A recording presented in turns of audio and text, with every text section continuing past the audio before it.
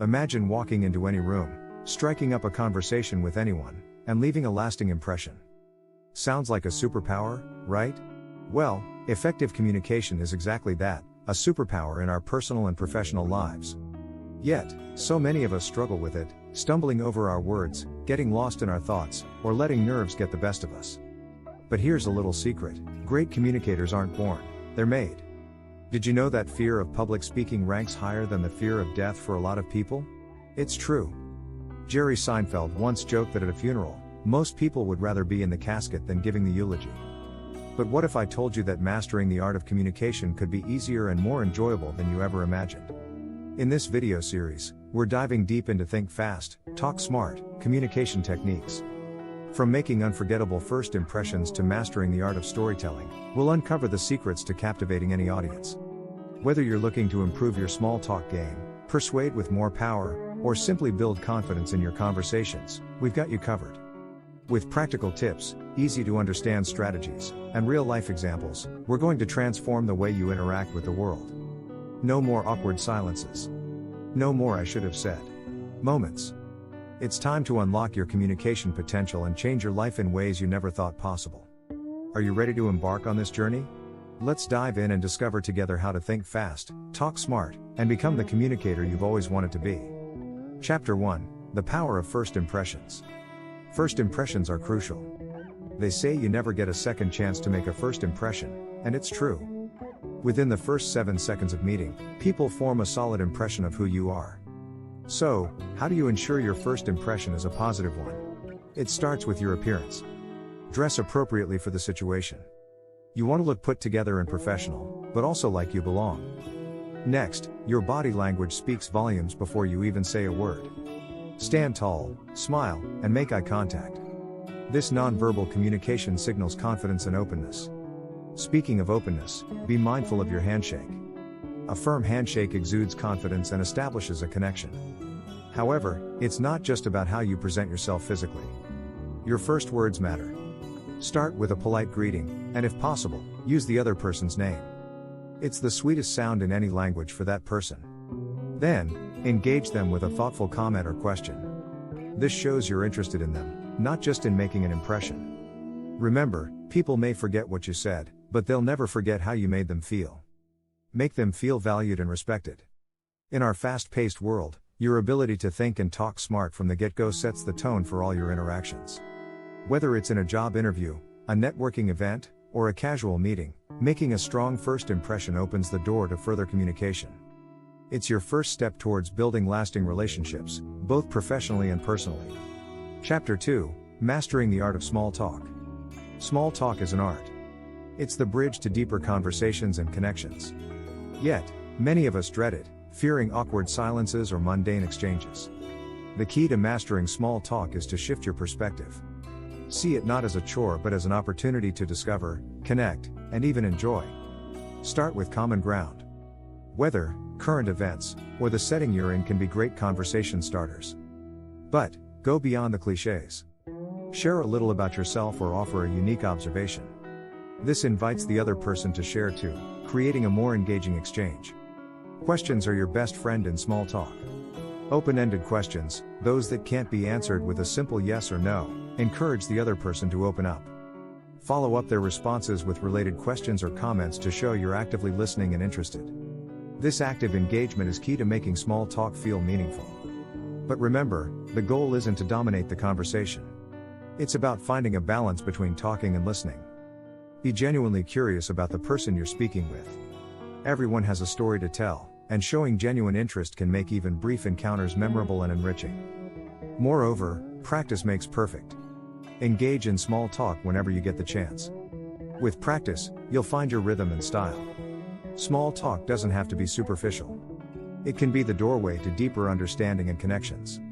It's about making the other person feel seen and heard, and that's something we all appreciate. Chapter 3: The Structure of Persuasion. Have you ever wondered why some messages stick with us long after we hear them, compelling us to take action? It all boils down to the art of persuasion. Persuasion isn't just about being right, it's about connecting with your audience on a level that resonates deeply with their beliefs, desires, and emotions. One effective strategy is the classic problem-solution approach. Start by clearly outlining a problem your audience faces. This isn't just about stating facts, it's about painting a picture so vivid that your listeners can't help but feel the weight of the issue. Once you've got them nodding along, introduce your solution. But here's the kicker, your solution shouldn't just be effective, it should feel like the inevitable answer to their prayers. Another key element is understanding the principles of ethos, pathos, and logos. Ethos is about establishing your credibility. Why should anyone listen to you? Share your experiences, your successes, and even your failures. Pathos, on the other hand, taps into emotions. We're talking stories, anecdotes, and metaphors that strike a chord. Finally, logos appeals to logic. This is where data and statistics come into play, providing the rational backbone to your argument. Let's not forget the power of repetition. Repetition isn't just about saying the same thing over and over. It's about reinforcing your key points through different angles and examples, making your message impossible to ignore. Incorporating these elements into your communication strategy can transform your messages from mere noise to compelling calls to action.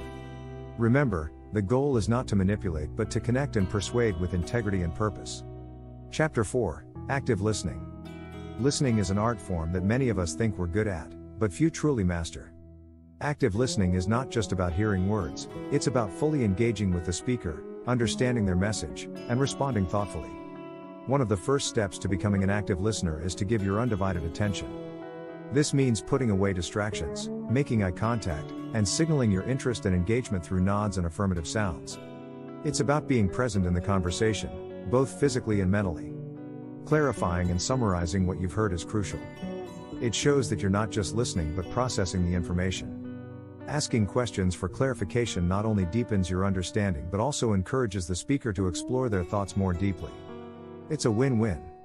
Empathy plays a significant role in active listening. It's about putting yourself in the speaker's shoes, understanding their perspective, and responding with sensitivity. Empathy doesn't mean you have to agree with everything said, it's about acknowledging their feelings and viewpoints as valid. Lastly, feedback is the cornerstone of active listening. Constructive feedback helps build trust and openness in any conversation. It's not about offering advice or solutions unless they're specifically asked for. Instead, it's about sharing observations, feelings, and reactions to the discussion, fostering a deeper connection and understanding. Active listening can revolutionize your interactions, leading to more meaningful, productive, and fulfilling conversations. It's a skill that benefits not just your professional life but your personal relationships as well. Chapter 5: Nonverbal Communication.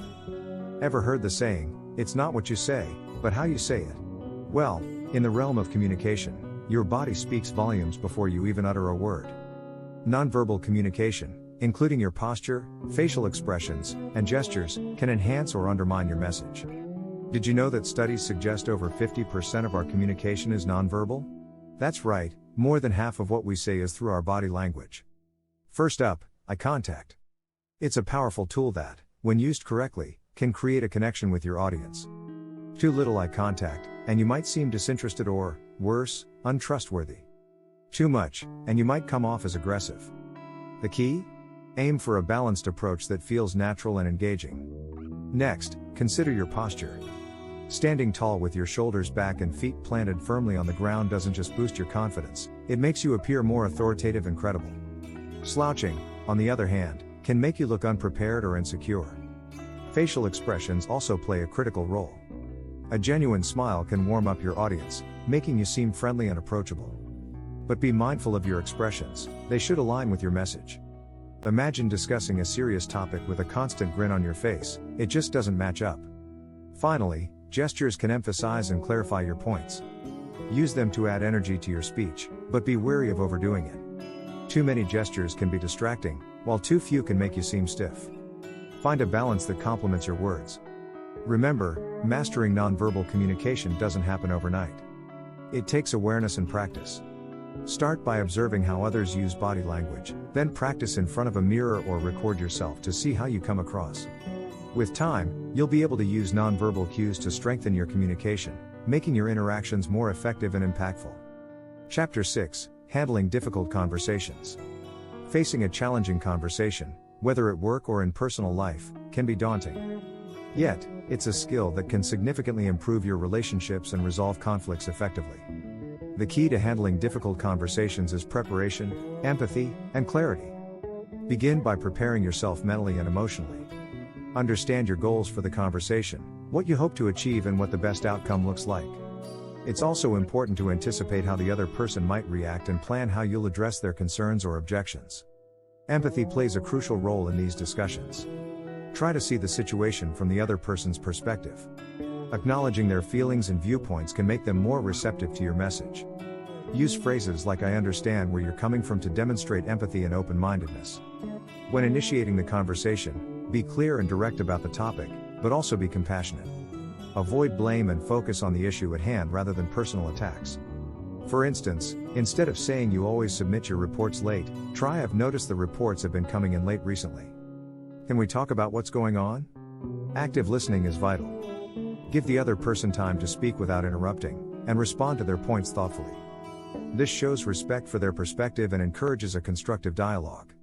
Lastly, seek a resolution or compromise. It may not always be possible to find a solution that satisfies everyone fully, but aiming for a mutual understanding or agreement can help move things forward. Remember, the goal isn't to win the argument but to improve the relationship and resolve the issue at hand. Handling difficult conversations with grace and skill is a testament to your emotional intelligence and communication prowess. It's about approaching these situations with a calm, clear head and a focus on finding solutions. With practice, you'll become more adept at navigating these challenging waters, leading to stronger, more positive relationships. Chapter 7: Storytelling for Impact. Storytelling isn't just for authors and movie directors, it's a potent tool in everyday communication, especially when you're looking to make an impact. A well-told story can captivate an audience, simplify complex ideas, and, most importantly, evoke emotions that facts alone cannot. Did you know that our brains are more engaged by storytelling than by cold, hard facts? That's because stories are processed in a more integrated way, engaging both the cortex and the amygdala, which helps us to remember them better. To tell a story that sticks, start with a clear message. What's the core idea you want your audience to take away? Once you have that, build your story around it. Introduce a relatable character or situation. This could be you, someone you know, or a hypothetical scenario that illustrates your point. Next, add a challenge or conflict. This is what makes your story engaging. It could be a problem you solved, an obstacle you overcame, or a lesson you learned. This element is crucial because it creates tension and interest, keeping your audience hooked. Don't forget the resolution. How was the challenge overcome? What was the outcome? This part of your story delivers the message and the moral, offering insight or inspiration to your audience. Here's a tip: use vivid, sensory language to make your story more immersive. Instead of saying "I was nervous," describe the pounding of your heart, the sweat on your palms. This helps your audience to feel what you felt, making the experience and the message more memorable. Remember, the power of storytelling lies in its ability to connect with people on a personal level. By sharing experiences and emotions, you can build stronger connections and communicate more effectively. Chapter 8: Humor as a Tool. Humor is a powerful tool in communication, capable of breaking the ice, building rapport, and making your message more memorable. Laughter can lower barriers, making people more receptive to what you have to say. Plus, it's a sign of intelligence. Research has found that humor is linked to creativity and intelligence, making it an excellent way to show your smarts without saying so directly. However, using humor effectively requires a delicate balance. It's important to know your audience and the context. What might be hilarious in one setting could be inappropriate in another. The key is to aim for light, inclusive humor that connects with your audience without offending or alienating anyone.